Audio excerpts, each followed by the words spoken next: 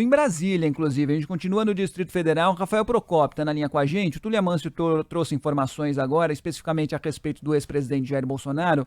E o Rafael Procópio traz outras informações importantes também sobre essa mega operação da Polícia Federal hoje pela manhã aqui no Brasil, com vários mandados de busca e apreensão. Aliás, peculiar, não é, o Rafael? Porque o presidente do PL, Valdemar Costa Neto, está entre os investigados e também houve mandado de busca e apreensão contra ele. Só que quando os agentes chegaram na casa de Valdemar Costa Neto, encontraram uma arma e ele foi preso por porte ilegal de arma, né, Rafael? Teve essa especificidade com relação a Valdemar Costa Neto. Boa tarde para você. Boa tarde, Fábio. Boa tarde, Adriana. Boa Boa tarde a tarde. todos que estão nos acompanhando. Antes da gente começar e falar exatamente dessas repercussões, que não tem como, né, uma operação desse tamanho, não tem como ela não resvalar no mundo político, até porque trata diretamente do mundo político, de tudo que foi praticado aí nos últimos anos no Brasil, só confirmando essa informação que a gente trouxe aí na nossa escalada, por assim se dizer, dessa confirmação desse quarto preso nos Estados Unidos, confirmada aqui pela nossa reportagem em Brasília. Bernardo Romão, coronel do Exército, aí se entregou lá nos Estados Unidos, ele que estava nos Estados Unidos justamente se entregou à polícia aí logo depois de saber que ele era um dos alvos desse mandato. Então esses mandatos de prisão. Então até agora temos 4 pessoas que foram esses 4 alvos aí dessa super investigação, dessa mega operação, eles já estão presos, que são Marcelo, o coronel também do Exército, Marcelo Costa Câmara, Felipe Martins, ex-assessor de Jair Bolsonaro, e também Rafael Martins Oliveira, major do Exército, se junta a esse quarto preso nos Estados Unidos, que é o Bernardo Romão. Essa questão do presidente do PL, Valdemar Costa Neto, estamos inclusive aqui na sede da Polícia Federal neste momento, aguardando aí algum posicionamento, uma saída, enfim, porque originalmente ele era alvo de mandados de busca e apreensão, e como você bem disse, Fábio, logo nessa ação da Polícia Federal encontraram uma arma que não tinha qualquer tipo de registro, e segundo aí os depoimentos dele aqui na Polícia Federal, era uma arma colecionadora, era uma arma que ele tinha recebido do pai, portanto, era um item aí que representava um carinho, enfim, por isso não tinha o registro. Mas mesmo assim, não tendo registro, era uma arma de fogo, mesmo sendo ela bem antiga, ela necessitava ter um registro, e por isso foi convertido, por assim se dizer, em um mandado de prisão. Bom, fora isso tudo, agora, de fato, as repercussões políticas têm tudo a ver com o Partido Liberal, o PL.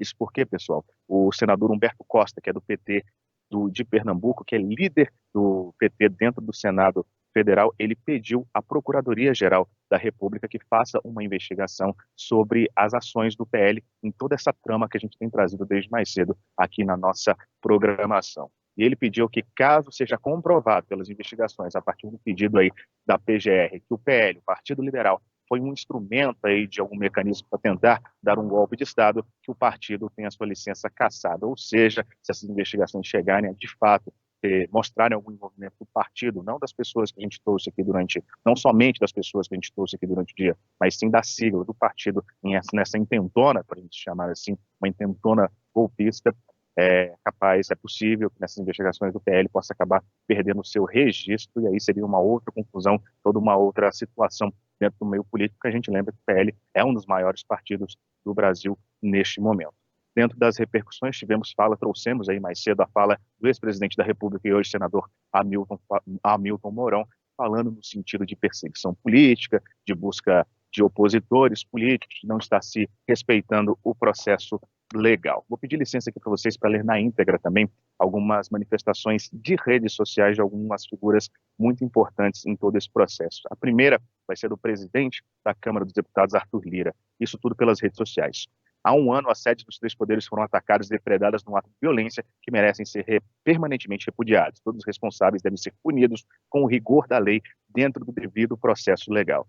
Deputados cumpriram sua missão constitucional de legislar, aprovaram marcos normativos relevantes que permitirão ao Brasil dar um salto para o futuro. A ele citam diversas reformas que foram aprovadas no ano passado. Todos esses avanços são a prova viva de que a democracia exercida por cada um dos 3 poderes nos termos delimitados pela Constituição é o único caminho possível para o desenvolvimento, prosperidade, geração de emprego e renda e bem-estar dos brasileiros e brasileiras. E antes de devolver para vocês mais uma repercussão também por redes sociais, agora de um dos investigados nessa mega operação, que no caso é o ex-ministro da Casa Civil durante o governo Jair Bolsonaro, inclusive foi candidato a vice com ele em 2022, estamos falando do general Braga Neto. Há um ano, exatamente um ano, em 8 de janeiro, testemunhamos um cenário caótico no centro político de nossa capital. Utilizando métodos orquestrados e táticas já executadas anteriormente, criminosos e vândalos destruíram prédios e bens públicos.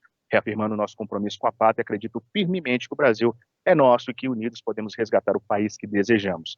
E ele termina nessa sequência de postagens: não nos deixemos influenciar por narrativas que buscam distorcer a verdade e mirar nossos princípios. Ou seja, a repercussão política bem forte nesse momento, pessoal, por conta de toda essa mega operação que começou nesse inicinho de quinta-feira, como é constitucional, como é dos modos da Polícia Federal, mas tudo leva a crer que ela também não vai terminar tão cedo, pelo menos as repercussões.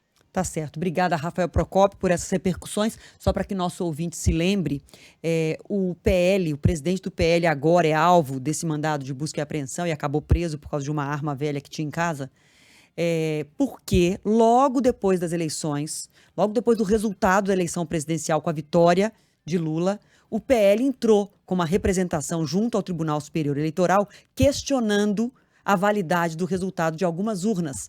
Argumentava que urnas de modelos antigos poderiam não ter tido um resultado confiável e, na interpretação do ministro Alexandre de Moraes, essa ação do PL foi uma carta marcada ali no enredo, no roteiro, para que a minuta do golpe fosse implementada, para que a tentativa de golpe fosse dada. Então, esse passo, essa representação do PL era